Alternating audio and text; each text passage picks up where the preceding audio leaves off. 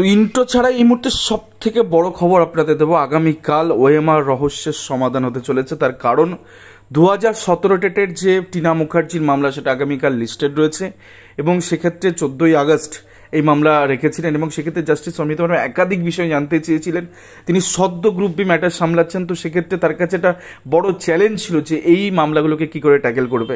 Actually প্রাথমিক শিক্ষা পর্ষদ 2012 টেট, 2014 টেট এবং 2017 টেট, এই সমস্ত রিক্রুটমেন্টগুলো, সমস্ত টেটগুলোই অ্যাকচুয়ালি একই ফ্রেমে রেডি করেছে। অর্থাৎ প্রথমে অরিজিনাল ওএমআর শিটে পরীক্ষা হয়েছে, দেন কিছুদিনের জন্য সেগুলোকে প্রিজার্ভ করা হচ্ছে এবং খুব শর্ট টাইমের মধ্যে সেগুলোকে ডিস্ট্রয় করা হচ্ছে এবং তার ডিজিটাইজ ডাটা কিন্তু অ্যাভেলেবেল রেখেছে, প্রাথমিক শিক্ষা পর্ষদ রেখেছে।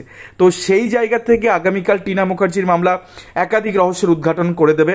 তো সেই মামলাটি আগামীকাল দেখুন লাকি 7 নাম্বারে রয়েছে, যার WP number 16-278-2022, Tina Mukherjee and others versus the state of West Bengal and others. এই মামলাটি বর্তমানে শুধু টিনা মুখার্জি, মানে বাকিদের কিন্তু এই মামলাতে আর কোনো গুরুত্ব নেই এবং অর্কদেব বিশ্বাস আপনারা জানেন সুদীপ্ত দাশগুপ্ত বাবু এনাদের সিনিয়র।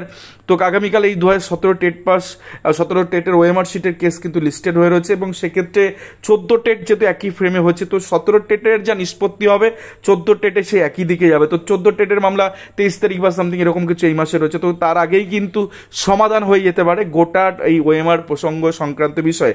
আমরা যদি লাস্ট অর্ডারের দিকে তাকাই, সেক্ষেত্রে জাস্টিস অমৃতা ম্যাডাম একাধিক বিষয় জানতে চেয়েছিলেন প্রাথমিক শিক্ষা পর্ষদের ক্ষেত্রে যে OMR original OMR sheet provide করা হয়েছিল। টিনা মুখার্জি বলছেন এটা তারই নয়, কারণ তিনি ওএমআর এর শিটে রোল নাম্বার সেট করেননি, তো শুধুমাত্র নিউমেরিকগুলো লিখেছিলেন। তো ম্যাডাম জানতে চেয়েছিলেন যে এক্ষেত্রে উইদাউট সেট করা যে ওএমআর শিট, সেখানে কি করে রোল নাম্বারটা রিড করলো মেশিন, সে সম্পর্কিত বিষয় জানতে চেয়েছিলেন।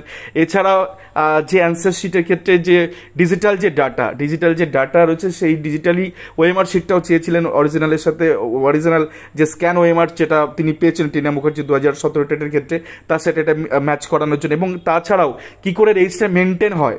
তো একাধিক বিষয় জানতে চেয়েছেন। গোটা বিষয়ে কালকে রহস্য হয়তো ফাঁস হবে এবং গোটা বিষয়ে হয়তো একটা নিষ্পত্তির জায়গা চলে আসবে যে এই ওএমআর ইস্যু থেকে আদতে কেউ বেনিফিটেড হবেন কি হবেন না, বা কেউ বিপদে পড়বেন কি পড়বেন না। তো গোটা বিষয় কিন্তু কালকে মোটামুটিভাবে ক্লিয়ার হয়ে যাবে যদি প্রসিডিং কমপ্লিট থাকে। তো কারণ এক্ষেত্রে ডিরেকশন ছিল এফিডেভিট দেওয়ার এবং সেক্ষেত্রে অ্যাডভান্স এফিডেভিট কপি সার্ভ করার কথা ছিল, তো সেক্ষেত্রে সেই কপিগুলো যদি প্রসিডিং ঠিকঠাক হয় তো আগামীকাল এই ওএমআর রহস্য কিন্তু সমাধান হতে চলেছে। ধন্যবাদ সকলকে।